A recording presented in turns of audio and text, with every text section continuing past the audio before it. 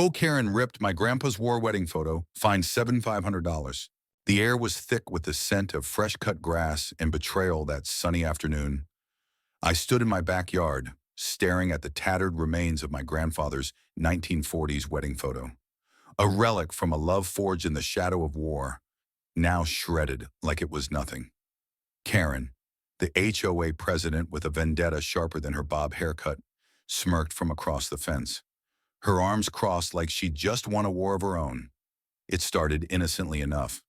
I'd moved into this quiet suburban neighborhood 6 months ago, a 28-year-old graphic designer looking for a fresh start after a rough year. My grandfather, Henry, had passed away recently, leaving me his modest home and a box of memories, including that precious photo of him and Grandma Eleanor on their wedding day.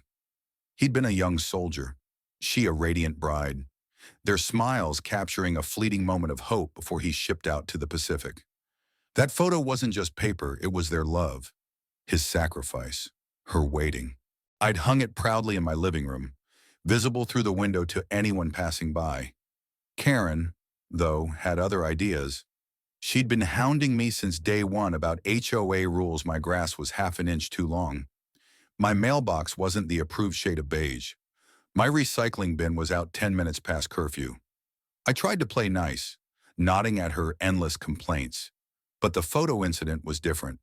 It wasn't just a rule violation, it was personal. It began with a letter, handwritten in Karen's meticulous cursive, slipped under my door. Your window display is non-compliant with HOA aesthetic standards. Remove the photograph by 5 p.m. tomorrow or face consequences. I laughed it off at first. How could a framed photo violate anything? But when I didn't comply, Karen escalated. She knocked on my door, her clipboard clutched like a shield, and demanded I take it down. It's tacky, she said, her voice dripping with disdain. This neighborhood has standards. Tacky, I shot back, my patience thinning. It's my grandparents' wedding photo. It's not a neon sign. She didn't budge, her eyes narrowing like a hawk spotting prey. I shut the door, thinking that was the end of it. I was wrong. The next morning, I found my front yard trashed. The flower beds I'd spent weeks planting were uprooted, petals scattered like confetti. My mailbox was dented, and worst of all, the photo was gone, frame and all. I searched frantically, my heart pounding, until I spotted Karen across the street, tossing something into her garbage bin. My blood ran cold. I marched over, demanding answers. And there it was, the frame, splintered, and the photo, torn into jagged pieces. Karen stood there, unapologetic, claiming she was enforcing community standards. She'd trespassed, broken into my home, and destroyed a piece of my family's history. I was livid, but I kept my cool barely. I called the police, who took a report but said it was a civil matter. Karen's smugness only grew, as if she knew she'd get away with it. Neighbors whispered, some sympathetic, others too scared of Karen's reign to speak up. I felt powerless, like her petty tyranny had won. But I wasn't done. That photo wasn't just mine, it was Grandpa Henry's legacy, and I'd be damned if I let her erase it. The tension in the neighborhood thickened over the next week. Karen doubled down, sending me daily citations for minor infractions, a stray leaf on my driveway, a slightly crooked porch light. She even rallied a few of her loyal HOA minions to shun me, their glares following me as I mowed my lawn. I started noticing odd things. My car tires were slashed one night. My porch light bulb shattered. I had no proof it was Karen, but her smirk at the next HOA meeting told me everything. Then came the twist I didn't see coming. Mrs. Delgado, the quiet 80-year-old widow next door, pulled me aside one evening. Her hands trembled as she handed me a USB drive. I saw what Karen did, she whispered, her voice barely audible. My security camera caught it. I rushed to my laptop, plugged in the drive, and there it was, grainy footage of Karen sneaking into my yard at midnight, prying open my window, and stealing the photo. She didn't just take it, she deliberately ripped it apart, laughing as she did. My stomach churned. Mrs.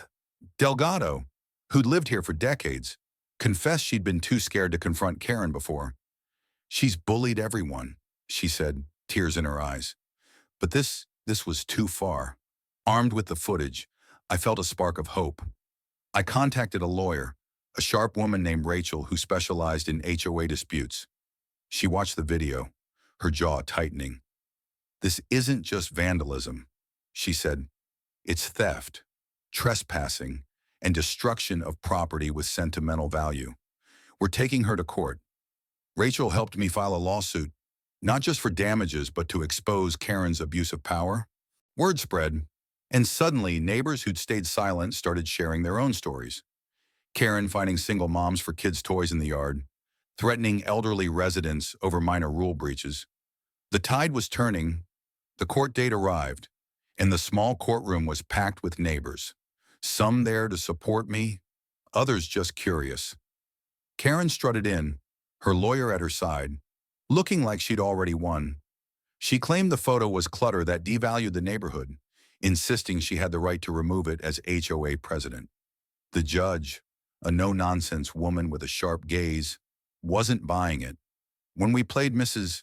Delgado's footage, the room gasped. Karen's face paled, her smugness crumbling as the video showed her tearing the photo with gleeful malice. My lawyer presented the photo's history, Grandpa Henry's service, Grandma Eleanor's letters waiting for him, their 60-year marriage. I choked up testifying about what it meant to me, the last piece of their love I could hold on to. The judge didn't hesitate. Karen was found liable for theft, vandalism, and emotional distress. The fine was $7,500, $5,000 for the photo's sentimental value, and $2,500 for legal fees. But the real blow came when the judge ordered her removal as HOA president, citing abuse of power. The courtroom erupted in murmurs, some neighbors clapping quietly. Karen's face was a mask of shock, her eyes darting as if searching for an escape. She tried to argue, but the judge shut her down. "You violated a family's memory," she said. "You're lucky it's only a fine." Outside the courthouse, neighbors swarmed me, some apologizing for staying silent, others sharing their own Karen horror stories. Mrs. Delgado hugged me, her frail arms surprisingly strong. "Your grandfather would be proud," she said. I nodded, too emotional to speak. The money didn't bring the photo back. But it wasn't about that, it was about justice. About standing up to a bully who thought she was untouchable. Karen's reign didn't end quietly. She tried to appeal, but the HOA board, emboldened by the ruling, voted her out unanimously. Her house went up for sale a month later, her reputation in tatters. I heard she moved to another state, still whining about ungrateful neighbors. Meanwhile, I framed the court documents next to a restored version of the photo, pieced together as best I could. It wasn't perfect, but it was enough a reminder that even the smallest treasures are worth fighting for. What do you think? Did Karen get what she deserved, or should the punishment have been harsher? Share your thoughts below.